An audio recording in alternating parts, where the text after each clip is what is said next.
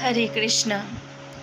একজন জিজ্ঞাসা করছেন যে গৃহে যদি কারো মৃত্যু হয় বা বংশে যদি কারো মৃত্যু হয় তাহলে কি পূজা অর্চনা করা যাবে, সন্ধ্যা বন্দনা ইত্যাদি কি করা যাবে?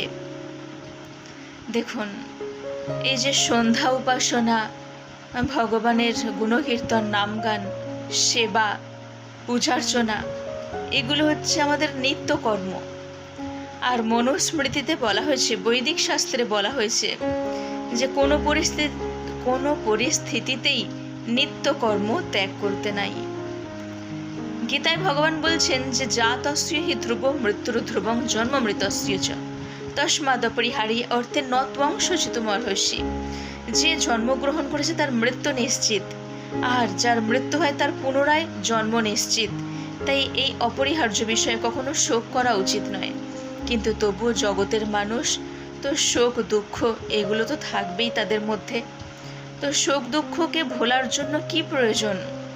বেশি করে ভগবানের গুণকীর্তন করা, ভগবানকে আঁকড়ে ধরা, ভগবানের পূজার্চনা করা।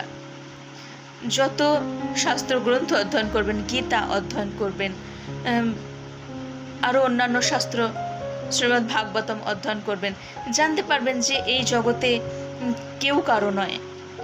আমরা এসেছি, আবার চলে যেতে হবে। কিন্তু যে যাচ্ছে তার জন্য আমাদের কি করা উচিত? ভগবানের উপাসনা করা উচিত, ভগবানের কাছে প্রার্থনা করা উচিত।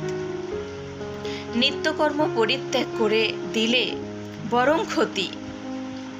নিত্যকর্ম ত্যাগ করে দিলে গৃহের অমঙ্গল হয়। কোনো পরিস্থিতিতেই, কেউ জন্মগ্রহণ করুক বা কারো মৃত্যু হোক, কোনো পরিস্থিতিতেই নিত্যকর্ম সন্ধ্যা উপাসনা বন্ধ করতে নাই। তবে হ্যাঁ, পরিষ্কার পরিচ্ছন্ন হয়ে, স্নান করে শুচি শুদ্ধ হয়ে সর্বদা ভগবানের সেবা করতে হয়। ভগবানের সেবা সবসময় করা উচিত। ভগবানের সাথে আমাদের সম্পর্কটা কি? কেউ ভগবানকে ভাবেন যে গোপাল পুত্র আমার, কেউ ভাবেন ভগবান আমার পুত্র, কেউ ভাবেন ভগবান আমার বন্ধু, কেউ ভাবেন ভগবান আমার সব কিছু। কারণ কি, জগতের যে সম্পর্ক সেটা যতদিন দেহ আছে ততদিন থাকবে, আর দেহ পরিত্যাগ হয়ে গেল তো সম্পর্ক শেষ। কিন্তু ভগবানের সাথে আমাদের সম্পর্ক সর্বকালের। তাই কখনো ভগবানের সেবা বন্ধ করতে নাই। কারো গৃহে কেউ মারা গেলে কতদিন উপবাস থাকে, একদিন পর তাকে আবার খাবার খেতেই হয়। তো নিজে খাবার খাচ্ছে সেটা ভালো, অথচ ভগবানের সেবা করা যাবে না?